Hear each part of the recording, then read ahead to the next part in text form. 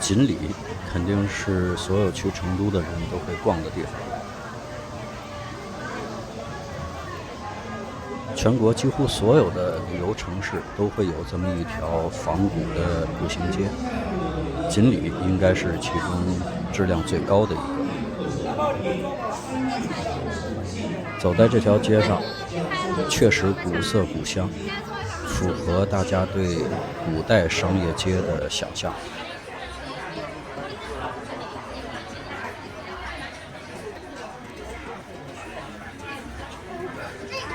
锦里的前半部分卖的都是工艺品、纪念品之类的东西。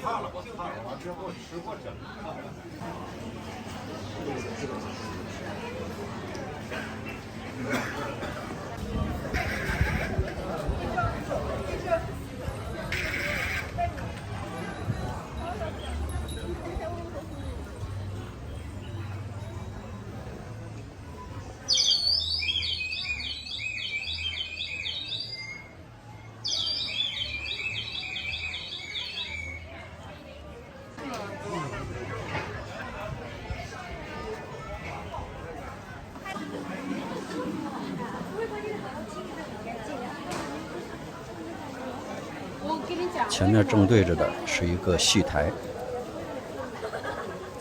这个小伙子在招揽大家和他合影照相，肯定是收费的。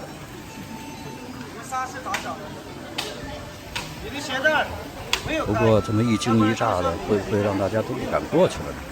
大哥，你有图是随意了啊！在鸡蛋上刻字儿，可以是真的鸡蛋，也有的是木质的鸡蛋。中国这个很厉害的。可以在上面刻上家人的名字、祝福语。今天的日期留上哈。呀，对。这种客制化的礼品，应该还是很受海外的游客欢迎的。是文武的武啊，五江、芥张、米绢、乳胶，到了我们太小了，没有。过了这个戏台，后半部分卖的主要是食物为主了，像真空包装的零食、各种饮料，还有街边现做的四川的各种小吃。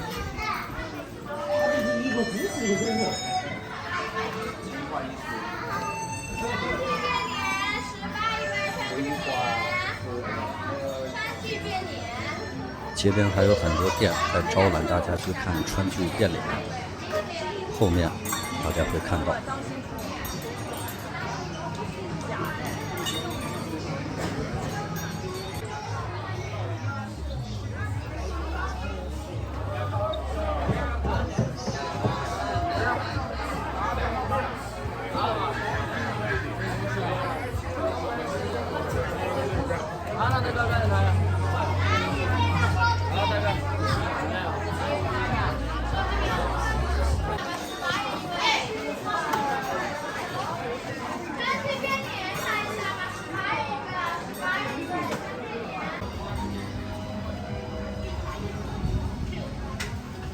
他让我摸摸，我就去摸一下了。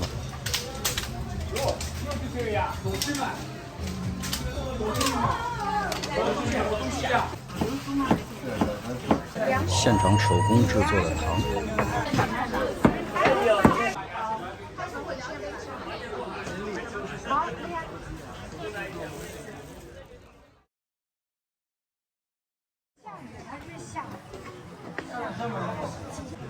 武侯祠就在锦里的旁边。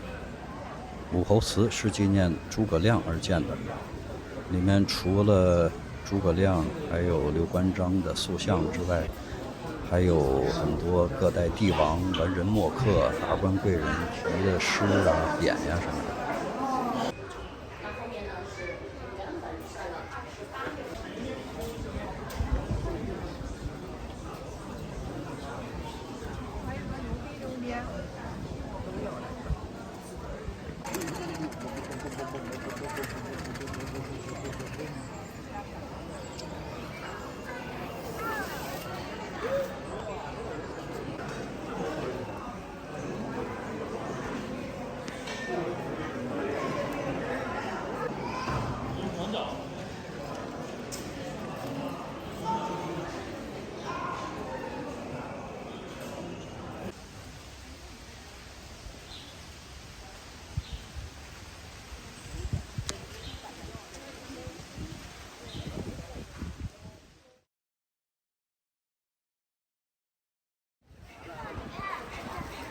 宽窄巷子也是一个步行街，这应该是以前盖房子用的砖瓦建筑材料。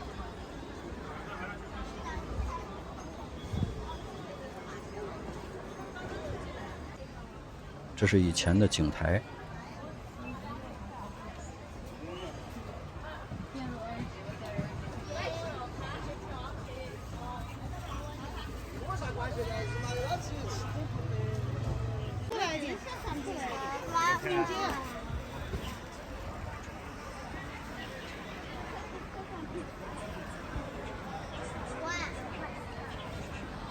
宽窄巷子入口有好几个镶嵌在墙里的摆设，三轮车、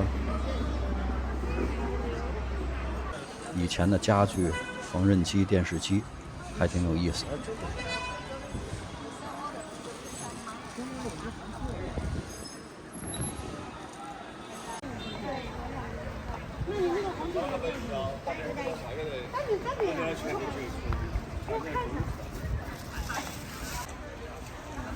密集恐惧症要犯。手机啊、钥匙啊，还是其他啥的，带盒啊，放这些，放水这些都可以的。宽窄巷子也是一条步行街，和锦里差不太多，但是建筑风格不太一样。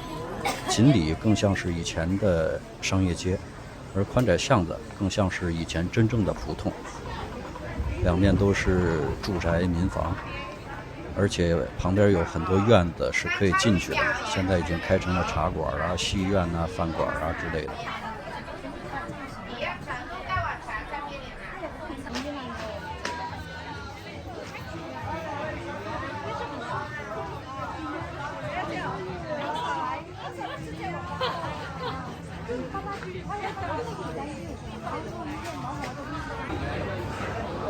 这是一个物美价廉的快餐厅，里边的桌椅、家具、柱子、摆设都是竹子制造的，挺有特色。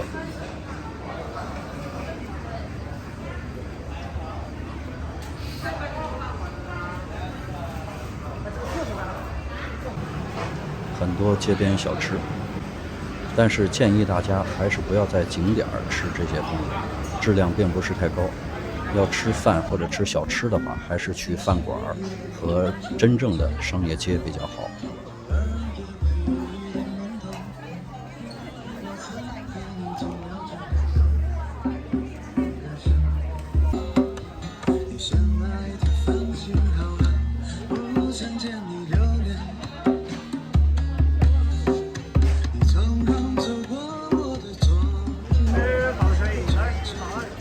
我说的你过了这儿的2要免税，那免税那时候就是免税的。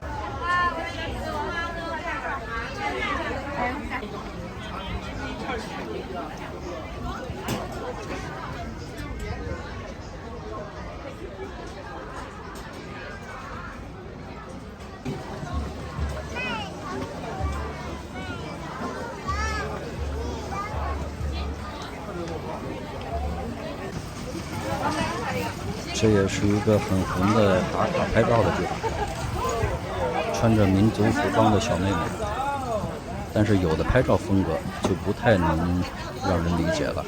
少爷，我们少爷就这么的有钱，就这东西。当然不懂。好了。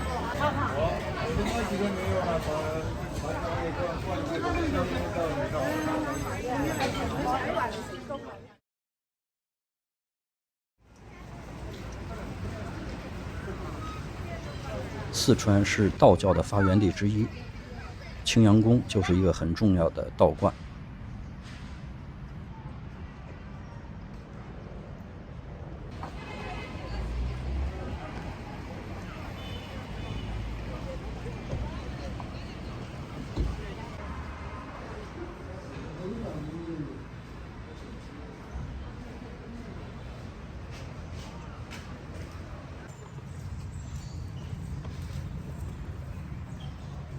这里就比锦里宽窄巷子清静多了，可以感受一下道士们修炼的氛围。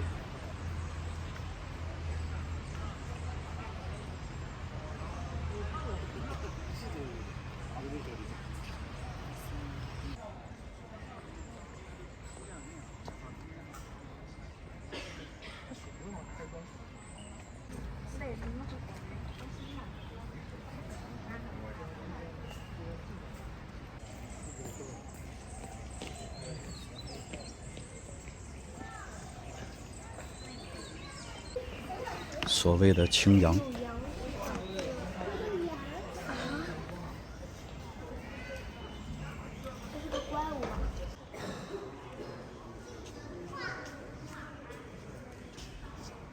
下看一看。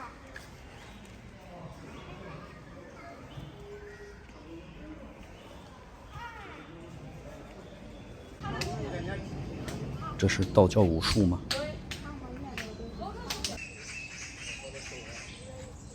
除了中轴线上的几个大殿以外，两侧的步道也是值得逛一逛的，比较幽静。所以进去的时候可以走中轴线的大殿，出来的时候不用原路退回，走两边逛一下更好。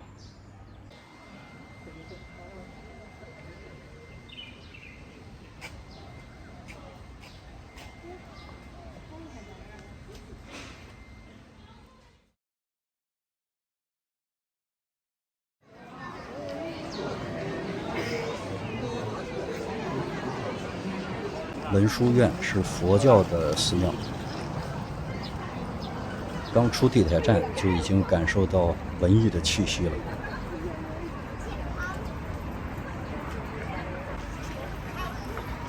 文殊院就更厉害了，据说玄奘法师，也就是唐僧，曾经在这儿挂单过5年。文殊院的外墙上刻了很多祝福的字，好多人在这儿排队打卡照相。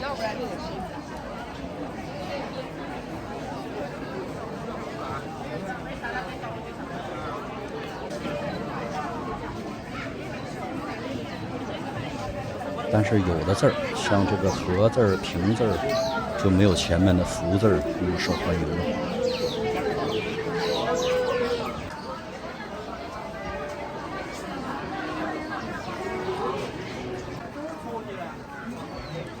敲钟打鼓是寺庙的标配，这是鼓楼。想办衣的话，可以在这儿报名。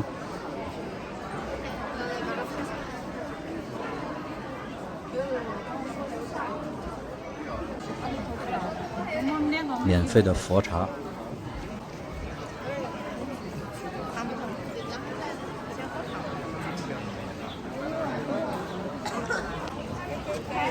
这是钟楼。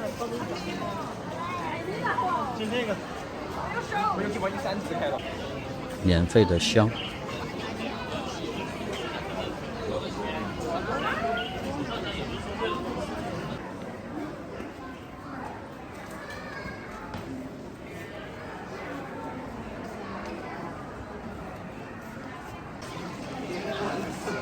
香火鼎盛。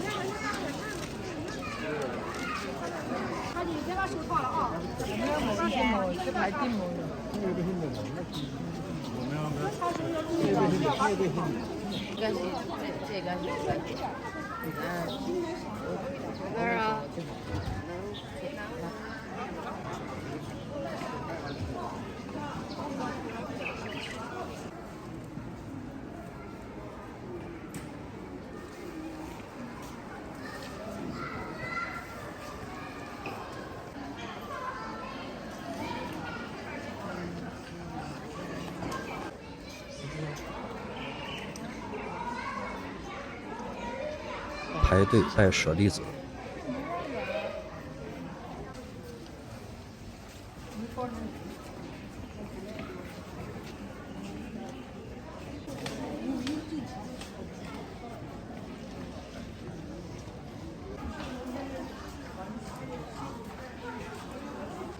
这是个什么生物啊？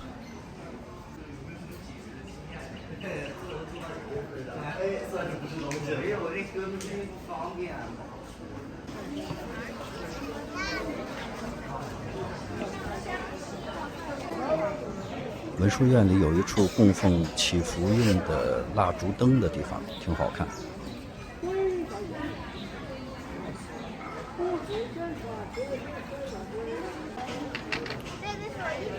游客和信徒可以去买这个灯，然后摆放在这个台子上。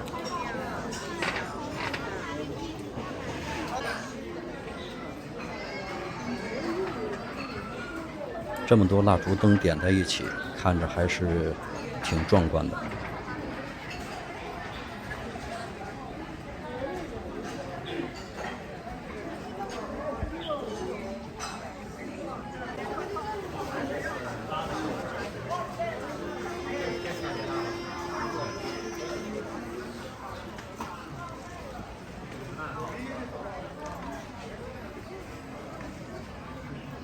按指示顺时针绕3圈。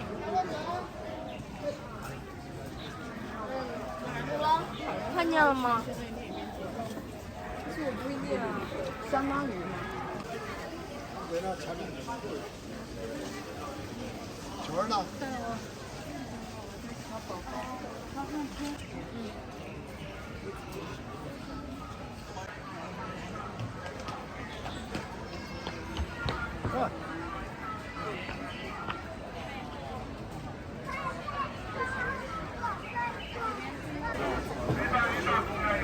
文殊院出口外边也有一条步行街，逛累了可以在这儿买点吃的休息一下。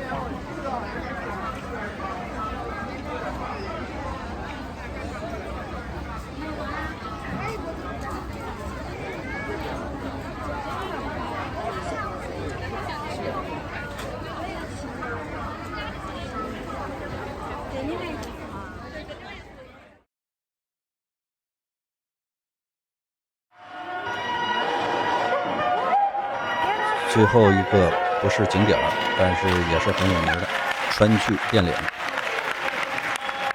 看川剧看的不是故事情节，也不是什么唱腔，主要是滑稽、杂技，当然还有另外一个著名的绝活变脸。